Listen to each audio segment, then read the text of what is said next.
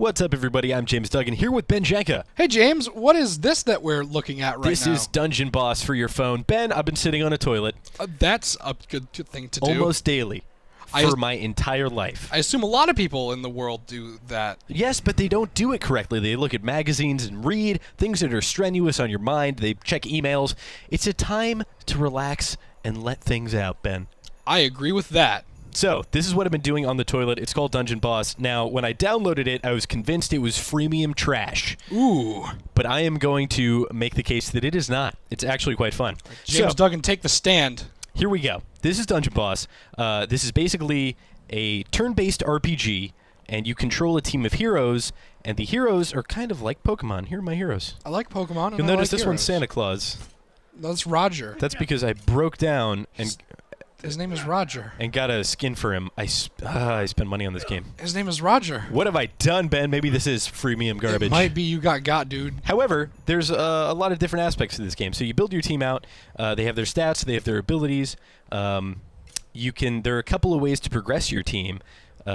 And if you just click actually this question mark right here, you can see where you get tokens to increase the strength of your heroes. Now, all of this looks well and good, but is the gameplay any fun? That's the real question. I was going to say, where's the gameplay? What are we dealing with? At first, the gameplay wasn't that great. It was just kind of like turn-based, I click, I attack, and then it got to a point where some mechanics got laid in. This is kind of the PvP of the game. Oh. I've successfully defended. There's some sweet coins. So let's go ahead and do some of this PvP shenanigans. All right. So you're picking, these are other people's characters. Other people's, I'm going to stomp all over this noob. Stomp him real good. Yeah, so these are other people's teams, and basically they aren't directly controlling them. This is kind of like a Clash of Clans scenario where they set it up, and then I go and pillage their stuff. Ooh, I like how this looks. But this isn't just this is the core gameplay of the game, but it's not indicative of the campaign. The campaign is PvE, and you're fighting a lot of bosses. We'll check that out in a bit. But here we go. I get my ninja. He's going to attack first because he has the initiative. So he's a pretty fast guy. Straight away, I'm going to attack this little dude because I know he's going to light my whole team on fire.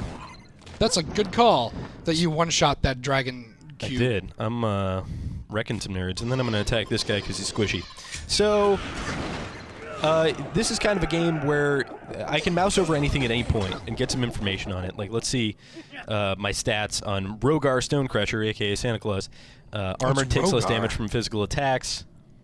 Perfect swing, but you can get pretty deep into it. For instance, there are characters that can debuff, reduce the energy of other characters, which increases the cooldown on their abilities. You can taunt, like that big stone guy in the upper right-hand corner. He's going to taunt here in a second. So I'm actually just going to go ahead and focus him. Oh my goodness, what? Yes. This is Overlord Executum. That's Overlord Executus? Flippin', are we raiding Molten Core? We are. You know it.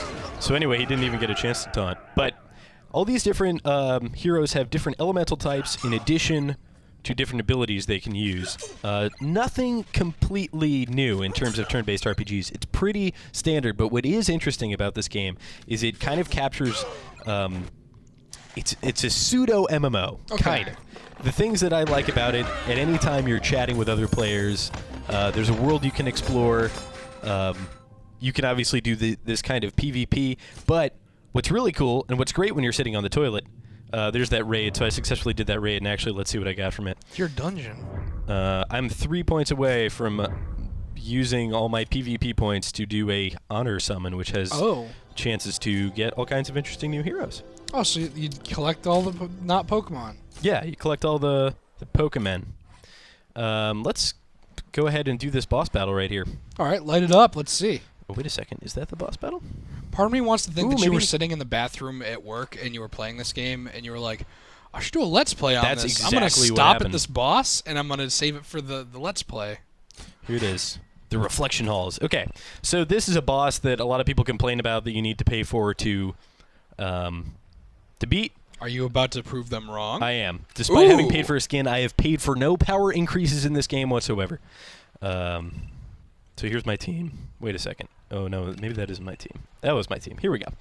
So, yeah, I'm not going to equip any potions because that's some pay to win garbage. But you sound like you're very set on this. You feel like you've got this. I am pretty sure I have lock. This boss has some cool mechanics, but if you deal with them correctly, and that's what I think has been a satisfying experience about this game.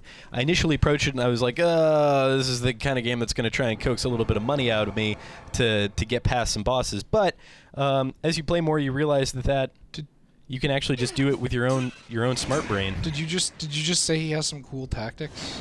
He does have some cool tactics. That is, in a of snow course, level? a reference to The snow level, because it's cool and it's cold and there's snow. Because I thought that was a good play on words. That dog he's eating you. He is eating me. We can go ahead and use a taunt. So there, I'm using my taunt on my tanky character who's immune to all kinds of diseases and doubts and stuff like that.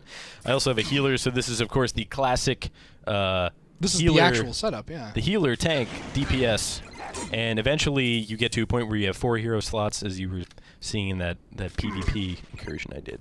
I like the design of a lot of the stuff in here. I like this weird, like, not voxel kind of blocky style. Sure. It's kind of doing it for me. And at any point, you can mouse over your enemies and see what it is they do. So, for instance, those flying enemies take additional damage from ranged attacks.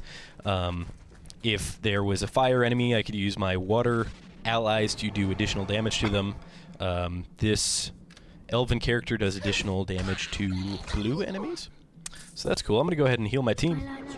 That's a good call. Team men. So they're looking like they're dying. The other thing I can do here is if I don't even want to mess with playing the game, I can hit this sword in the right-hand corner, which is not advised if you're actually trying to progress, and they'll just auto-attack. Oh, it's the hunter auto-attack AFK. That's not what you should probably be doing, but you still finish the fight either way. I am a little bit over-leveled for this content, but that being said, I did do it. Ooh, I found a treasure room. What did I get, Choose Ben? a chest. Choose a chest. It says good, but that's actually the worst treasure. Oh, really? Is a good treasure. Awesome treasure is the best treasure. I was going to say, what came up in red letters, and I don't feel like that was the best possible outcome. Nope, it wasn't. You're right, Ben.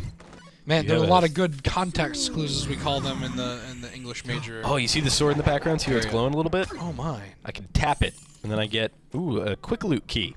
What is... Comes from that. There's a lot going on here. There is a lot going on. But I am not usually one for these types of games. I despise Clash of Clans. I dislike Farmville. But this has kept me at least slightly entertained. Is it due to the aesthetic of the game? Perhaps.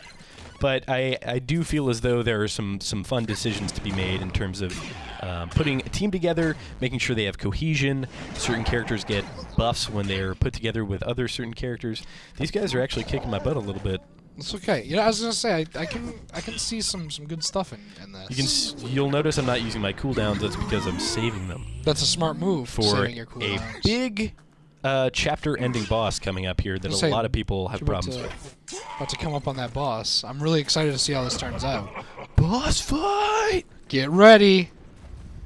Oh, you have to do like really cool flips and stuff. Yep, here he is. Oh my goodness! He's It's the pig man! Oh no, it's not. Oh, surprise! This game's got jokes. Yes, it does. It's got real jokes. It's got some jokes.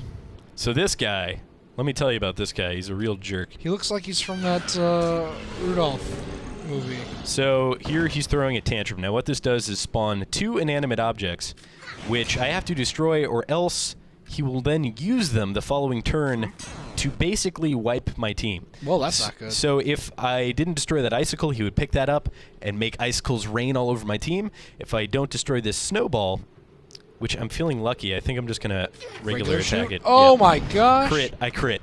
You actually crit. I'm the Babe Ruth of tactical turn-based My RPGs. goodness. Let's just go ahead and attack this guy. And then here comes the rotation, the taunt. And now he is forced to attack my tanky dude. I can now kind of let loose with the DPS, and then I can heal with the healer. And anybody who's ever played any kind of RPG, you know all about these archetypes. So here it goes. This is it. You've locked it in. Yep. Lock in those lyrics, Ben. They're That's so what locked this game in is right all now. about.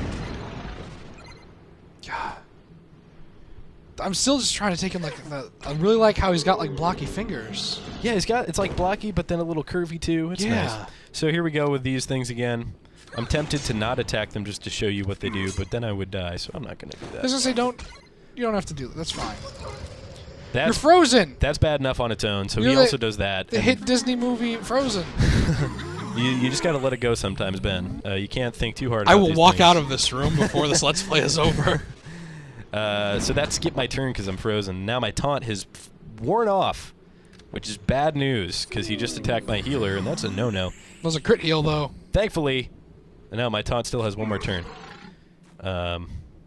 So you can also purge buffs. So if, for instance, an enemy has taunted me, I can use my Elven Archer to do a snipe shot, which is guaranteed to crit in addition to purging one buff. And again, I'm not going to use taunt there because I have to destroy these ice objects. That's one of the first things you learn in this fight, is, like, destroy that stuff, otherwise... So, this isn't just a video to raise awareness about this game that you've had fun with on your phone, but also, this is like a tutorial, a guide almost, for how to beat this boss that I assume you went and read on some forums about how people are complaining about it? No, actually, so the... It was just in the chat. There's just a chat that'll come up, and nobody's talking right now. However, they'll just be like... Kang Kung, you can't even beat him unless you pay hundreds of dollars. Not true. You just gotta use your brain, guys. Use your brain powers. Use your mind bullets. So it looks a little repetitive, and sure this guy is, but the first time you fight him, That's how these kind of games work, though. It's very adrenaline rushing. You're like, what are these mechanics? And it's just nice to see some kind of additional mechanics. There's parts of this game where I'm like, gross, dailies, and I'm out of stamina, so I can't run any more dungeons. Then there's other parts of this game, like the PvP stuff and this boss fight, where I'm just like, you know what? I'm kind of having a good time with this game. Pretty alright, yeah. That's anything that gets you off a Hearthstone. Yeah, I guess. I have a bunch of dailies in Hearthstone to do. I bet you do. Too many dailies. I haven't played that in a long time. It's a great game, man. I think I finished rank 3 last month, which was great. Snap. Fun. I have already hit legend with the help of Tate Phoebing. Oh my goodness. Oh, he's dead. One of them had red eyes before. Whoa.